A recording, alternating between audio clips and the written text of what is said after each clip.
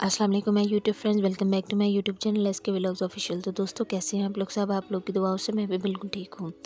تو دوستوں جیسے کہ آپ لوگ تھمبنیل کے اوپر دیکھ رہے ہیں، آج ہم ریویو کرنے والے ہیں ڈرامہ سیریل صنفِ آہا کی ایپیسوڈ نمبر 2 کا۔ تو یقیناً آپ لوگ ایپیسوڈ نمبر 2 تو دیکھ ہی چکے ہوں گے، کیونکہ صنفِ آہا کی آنے والی ہر نیو ایپیسوڈ کا سب کو بے صبری سے انتظار ہوتا ہے، اور مجھے بھی کافی انتظار ہوتا ہے، اور میں نے آپ لوگوں کے ساتھ اس کا ریویو بھی شیئر کرنا ہوتا ہے، آپ لوگوں کے ساتھ اس کی جو اچھی باتیں ہیں وہ بھی شیئر کرنی ہوتی ہیں۔ تو کافی اچھی پکچرز بھی آ رہی ہیں ان گرلز کی، اور ان گرلز کو خطاب دیا گیا ہے وومنز آف اسٹیل کا، اور کافی اچھی ان کی پکچرز آ رہی ہیں سوشل میڈیا پر، دیکھ کر کافی اچھا لگ رہا ہے، اور بہت اچھا کام کر رہی ہیں ساری گرلز سوشل میڈیا پر۔ ساری گرلز جو اس ڈرامہ میں کام کر رہی ہیں، ان کی سابق D G I S P R اور ان کی وائف کے ساتھ ایک پکچر وائرل ہو رہی ہے، جو کہ کافی پیاری اور اڈوریبل سی پکچر ہے۔ چلیں اب ہم بات کرتے ہیں اپنی ایپیسوڈ نمبر 2 کی، اور اس کا ریویو کرتے ہیں آپ لوگ کے ساتھ شیئر۔ لیکن اس سے پہلے آپ لوگوں سے ایک گزارش ہے، جن لوگوں نے ابھی تک چینل کو سبسکرائب نہیں کیا، چینل کو پلیز سبسکرائب کر لیں اور بیل کے آئیکن کو پریس کر لیں، اور ویڈیو کو پلیز پورا واچ کیجیے گا۔ اور مجھے کامنٹ باکس میں بتائیے گا کس کس نے ایپیسوڈ نمبر 2 دیکھ لیا اور ان کو کیسی لگی۔ تو جی ڈرامہ کا سٹارٹ ہوتا ہے، اور پہلے سین میں ربیہ کا بھائی دانیال، جو کہ ایس ایس جی کمانڈو ہے، وہ گھر آتا ہے، اور گھر آنے پہ اس کو یہ شک ہوتا ہے کہ شاید گھر میں کوئی چور ڈاکو گھس آئے ہیں، لیکن ایسا ہوتا نہیں ہے، ان کے گھر چوہے گھس آتے ہیں، اور جو دانیال ہوتا ہے وہ کچھ اپنے لوگوں کے ساتھ آتا ہے، گھر کے اندر انٹر ہوتا ہے کہ شاید کوئی چور وغیرہ ہیں، تو چور نہیں ہوتے۔ اس پر وہ اپنے جو دوست ہیں ان کے سامنے کافی امبیرس سا ہوتا ہے، اور ان کو کہتا ہے کہ ٹھیک ہے بس آپ لوگ جائیں، اب سچویشن انڈر کنٹرول ہے۔ کافی فنی سین تھا یہ۔ دانیال اپنی بہن ربیہ کو کہتا ہے کہ تم ایک جوئے سے ڈر گئی، تم ایک ایس ایس جی کمانڈو کی بہن ہو، اور تم نے خود بھی تو آرمی میں اپلائی کیا ہوا ہے، تو تم ایسی چیزوں سے ڈر رہی ہو۔ تو جی دوسری طرف مہاجبین چلی گئی ہے سلیکشن سینٹر ٹیسٹ دینے کے لیے، اور اپنا ہینڈ فین وغیرہ ساتھ لے کر، اور وہاں جا کر لائن میں لگنا پڑتا ہے، دھوپ ہوتی ہے۔ تو مہاجبین کی مجھے سمجھ نہیں آئی، کیونکہ وہ ایک بہت لیوش قسم کی لائف گزار رہی ہے، تو وہ ایک چیلنج کے لیے آرمی جوائن کرنا چاہتی ہے، اور یہ کوئی اس کا شروع کا ڈریم نہیں ہے۔ اس سے پہلے وہ دوسری فیلڈ میں کام کر چکی ہے، ایڈوکیٹ رہ چکی ہے۔ دوسرے سین میں دکھایا گیا جی یمنا زیدی بھی جا رہی ہے سلیکشن سینٹر ٹیسٹ دینے کے لیے، لیکن اس نے گھر پہ نہیں بتایا، اپنی بہن کو بتایا ہے، وہ بہن کے ساتھ جا رہی ہے۔ تو وہاں پر اس کے والد جو ہیں وہ کہتے ہیں کہ اپنے کزن کے ساتھ چلے جاؤ تم لوگ، وہ گھر پر یہ کہتی ہے کہ ہم لوگ مارکیٹ جا رہے ہیں، تو اس کے والد جو ہوتے ہیں وہ کہتے ہیں کہ اپنے جو آپ کا کزن ہے اس کے ساتھ آپ لوگ چلے جاؤ گاڑی میں۔ تو یہ بھی جو ہے ٹیسٹ دینے جا رہا ہے، لیکن ان کو یہ نہیں پتا کہ مہاجبین بھی ٹیسٹ دینے جا رہی ہے۔ خیر وہ لوگ وہاں پہنچتی ہیں کسی طرح، اور وہاں پر جو مہاجبین ہوتی ہے وہ بھی جاتی ہے سلیکشن سینٹر میں ٹیسٹ دینے کے لیے۔ تو جو اس کا کزن ہوتا ہے وہ واپس آتا ہے گاڑی میں، اپنا آئی ڈی کارڈ بھول جاتا ہے، تو جس پر وہ آ کر پوچھتا ہے کہ شائستہ باجی کہاں ہیں، تو اس کی جو بہن ہوتی ہے وہ بتاتی ہے کہ شائستہ بھٹا لینے گئی ہے، اور آپ جاؤ اپنا ٹیسٹ دو، اور وہ جو ان کا کزن ہوتا ہے وہ چلا جاتا ہے اپنا ٹیسٹ دینے کے لیے۔ تو جی انیشیل ٹیسٹ میں اس کا کزن بھی پاس ہو چکا ہے، اور جو شائستہ ہے وہ بھی پاس ہو چکی ہے، اور اب دونوں آئی ایس ایس بی دینے کے لیے جائیں گے، لیکن مجھے لگتا ہے جو شائستہ ہے وہ سلیکٹ ہو جائیں گی، اور جو اس کا کزن ہے وہ رہ جائے گا آئی ایس ایس بی میں۔ نیکسٹ سین میں جی دانیال کو دکھایا جاتا ہے، جو کہ ربیہ کا بھائی ہے، وہ اپنے پیرنٹس کے ساتھ گھر بیٹھے ہوئے باتیں کر رہا ہوتا ہے، اور وہ ان کو کہہ رہا ہوتا ہے کہ جو ربیہ جس فیلڈ میں جانا چاہتی ہے آپ لوگ اس کو جانے دیں، ویسے بھی تو آپ لوگ اس کی شادی کرنا چاہتے ہیں، شادی تو ہو نہیں رہی، تو آپ لوگ اس کو وہ کیوں نہیں کرنے دینا چاہتے جو وہ چاہتی ہے کرنا۔ تو جی ربیہ اور اس کے بھائی دانیال کا بانڈ کافی اچھا ہے، کافی فرینڈلی ہے۔ تو پچھلی ایپیسوڈ میں ٹیزر دیکھ کر یہ لگا تھا مجھے کہ شاید جو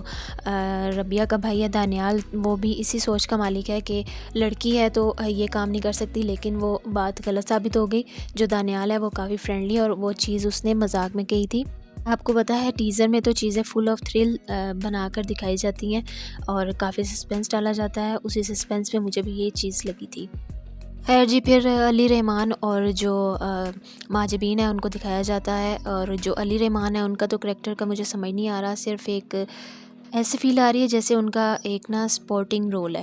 تو کوئی خاص ان کا رول نہیں ہے، اور وہ ان کو یہی کہتے رہتے ہیں تم آرمی میں جا کر کیا کرو گی۔ پھر جی اب ہم بات کر لیتے ہیں آرزو کی، اور مجھے نہیں پتا تھا کہ یہ جو کریکٹر ہے ان کو کرسچن دکھایا گیا ہے، تو چلیں اب یہ بات کلیئر ہو چکی ہے اس ایپیسوڈ میں۔ اور جو آرزو ہیں اور جو اسد صدیقی ہیں ان کا نام ہے نوریز، اور ان دونوں کا آپس میں افیئر ہے، اور یہ جو آرزو ہے وہ چاہتی ہیں اس سے شادی کرنا، لیکن وہ کافی فلرٹی قسم کا ہے۔ تو اس کی ماں پوچھتی ہے کہ تم نے بات کی اس سے، نوریز سے شادی کی؟ تو وہ کہتی ہے ہاں میں نے کی ہے، لیکن وہ ابھی شادی نہیں کرنا چاہتا۔ تو جس پر اس کی ماں کہتی ہے کہ اس کی کزن کے ساتھ اس کے پیرنٹس شادی کرنا چاہتے ہیں، جس پر آرزو کافی اپسیٹ ہوتی ہے، اور وہ نوریز سے پوچھتی ہے کہ ایسی بات ہے؟ تو وہ کہتا ہے کہ پیرنٹس ہیں وہ جو کرنا چاہتے ہیں، جدھر رشتہ دیکھنا چاہتے ہیں ان کو دیکھنے دو، تو شادی تو میں نے کرنی ہے، تو ڈیسیجن تو میرا ہی ہوگا۔ اور مجھے لگتا بھی ہے کہ ان کی شادی ہو جائے گی، بظاہر وہ ایک فلرٹ قسم کا انسان لگ رہا ہے لیکن شادی ہو جائے گی۔ تو دوستو یہی بات ہے کہ یہ ڈرامہ اپنے آپ میں ایک بالکل منفرد ڈرامہ ہے، اس سے پہلے اس طرح کا کوئی ڈرامہ نہیں بنا، اور یہ ڈرامہ، اس ڈرامے میں کافی ساری لڑکیاں ہیں اور ان سب کی اپنی الگ الگ کہانیاں ہیں۔ ڈرامے کی سٹوری آگے سے آگے مزید انٹرسٹنگ ہونے والی ہے، کیونکہ ابھی تو ڈرامہ سٹارٹ ہوا ہے اور اس کی ریٹنگ بھی کافی اچھی آ رہی ہے، اور لوگ اس کو بہت پسند کر رہے ہیں، اور ڈرامہ یہ ایک پاور شو ہوگا، اور دیکھنے میں اس کو بہت مزہ آنے والا ہے، اس کا اینڈ بھی بہت کمال ہونے والا ہے، اور یہ ڈرامہ ایک ہسٹری میں یاد رکھا جائے گا، جیسے کہ الفا چارلی اور عہد وفا اس طرح کے ڈرامے بنے ہیں۔ ڈرامے یہ ایسے بننے چاہیے ہماری انڈسٹری میں، گھر کی سیاستوں اور ساس بہو کے جھگڑوں سے ہٹ کر ایک ڈرامہ دیکھنے کو مل رہا ہے، اور کافی یہ ڈرامہ دیکھ کر اچھا بھی لگ رہا ہے۔ تو چلیں جی بڑھتے ہیں ہم اپنی آگے کی سٹوری کی طرف۔ اگلے سین میں جی پریوش اور اس کے جو والد ہیں وہ اپنی بیوی کے ساتھ بات کر رہے ہوتے ہیں، اور ان کی بیوی کہہ رہی ہوتی ہے کہ تم اپنی بیٹی کو آرمی میں بھیج رہے ہو، یہ کوئی تمہارے کرنے والے کام ہے؟ تو دوستو جو پریوش کے والد ہیں ان کا جو کریکٹر اس میں ڈالا ہے وہ میرا فیوریٹ کریکٹر ہے، ان کی جو باتیں ہیں، ان کے جو ڈائلاگز ہیں، اور وہ جس طرح سے ڈائلاگز کو ڈیلیور کر رہے ہیں بہت ہی زبردست لگ رہا ہے، اور ان کی باتیں مجھے بہت اچھی لگ رہی ہیں، جیسے وہ اپنی بیٹی کو سپورٹ کریں، ایک پسماندہ علاقے میں رہنے والا شخص، اور اس کی سوچ کتنی اچھی ہے، وہ اپنی بیٹی کو سپورٹ کر رہا ہے، سب کے اگینسٹ جا کے، اپنا جو ان کا کلچر ہے اس کے اگینسٹ جا کر وہ اپنی بیٹی کا سوچ رہا ہے، اور وہ ماحول، لوگوں کی اور معاشرے کی پرواہ نہیں کر رہا، وہ لوگوں کی باتوں کی پرواہ نہیں کر رہا، وہ اپنی بیٹی کو فل سپورٹ کر رہا ہے، اور یہ ایک بہت ہی اچھا میسج ہے۔ تو وہ اپنی بیٹی کو پیسے دیتا ہے، اور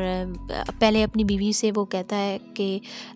وہ اس کی بیوی اس کو کہتی ہے کہ آپ ایک ہی اپنی بیٹی کے بارے میں سوچ رہے ہیں، باقی بھی بچے ہیں، تو وہ کہتا ہے کہ اس کا فیوچر بن جائے گا تو باقی بچوں کا بھی فیوچر بن جائے گا۔ بالکل دوستو یہ بالکل ٹھیک بات ہے، اگر گھر میں ایک بچہ لائق نکل آتا ہے تو جو دوسرے اس کے بہن بھائی ہوتے ہیں ان کا بھی فیوچر، ان کی بھی جو لائف ہوتی ہے وہ سیٹل ہو جاتی ہے، اور جو گھرانہ ہوتا ہے وہ اسٹیبل ہو جاتا ہے۔ تو خیر وہ اپنی بیٹی کو جو اس کی جمع پونجی ہوتی ہے وہ دیتا ہے، جس پر اس کی بیٹی کہتی ہے یہ تو آپ کی جمع پونجی، اس سے تو آپ اپنی جو زمین ہے وہ واپس لے جاتے ہیں۔ تو وہ کہتا ہے زمین بھی واپس آ جائے گی لیکن اس کی ضرورت تمہیں زیادہ ہے، تو وہ اپنی بیٹی کو پیسے دے دیتا ہے۔ اگلے سین میں جی نروز کی وہی فلرٹنگ آرزو کے ساتھ، اور جو نروز ہے وہ اپنے آپ کو گورنمنٹ کا ملازم سمجھ رہا ہے، اور وہ اس کو اس سے بڑھ کر سمجھ رہا ہے، لیکن جو آرزو ہے وہ اس سے زیادہ بڑی آفیسر بنے۔ خیر جی نیکسٹ سین میں پریوش اور اس کے جو والد ہوتے ہیں وہ شاپنگ کرنے کے لیے جاتے ہیں، اور وہاں پر وہ جب چیزیں خریدتے ہیں تو وہ بل ایک ٹریک سوٹ کا 400 روپیہ بنتا ہے، جس پر اس کے والد کہتے ہیں کہ اتنے سارے پیسے ہیں ابھی کے وہ دے رہے اس کو، کافی سارے پیسے تھے لیکن 400 روپیہ سن کے کافی حیران ہو گئے۔ تو جو ڈائریکٹر ہیں اور جو ٹیم ہے ان کو ان چھوٹی چھوٹی چیزوں کا خیال رکھنا چاہیے، اس سے ذرا اچھا امپریشن پڑتا ہے۔ تو خیر وہ شاپنگ کر لیتے ہیں اور ٹریک سوٹ وغیرہ، جوگر وغیرہ خرید لیتے ہیں، اور اس کا جو باپ ہوتا ہے وہ کہتا ہے کہ پریوش تم اب ایسے کپڑے پہنو گے، یعنی باپ تو بیچارہ سادہ سا ہے نا، تو اس کو تو نہیں پتا کہ جب آپ کی ٹریننگ ہوتی ہے تو آپ کو یہ ٹریک سوٹ وغیرہ پہننے پڑتے ہیں، تو وہ کہتی ہے کہ وہاں سب لڑکیاں پہنیں گی۔ خیر جی نیکسٹ سین میں ربیہ کی ماں کو دکھایا جاتا ہے، اور وہ اپنے بیٹے کو دیکھ رہی ہوتی ہے حسرت بھری نگاہوں سے، جو ان کا بیٹا ہے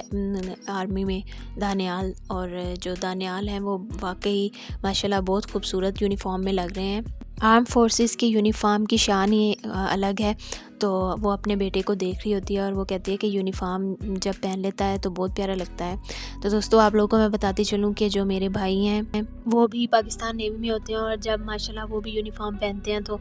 ہم لوگوں کو بھی بہت ہی اچھے لگتے ہیں، اور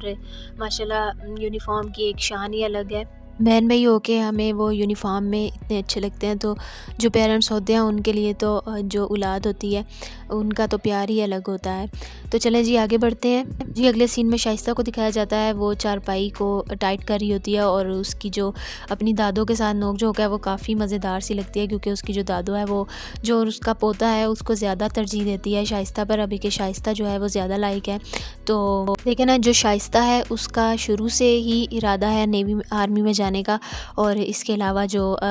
ربیہ ہے اس کا جو بیک گراؤنڈ ہے، اس کا بھائی ہے وہ بھی آرمی میں ہے، تو جو ماں جبین ہے اس کا ذرا مجھے سمجھ نہیں آ رہا کہ وہ آرمی میں کیوں مطلب آنا چاہتی ہے، اور اس کو کوئی اتنا رسپانسبل بھی نہیں دکھایا گیا۔ وہ ایک چیلنج کے بنا پر خود کو منوانے کے لیے یعنی کہ وہ آرمی میں آنا چاہتی ہے۔ تو چلیں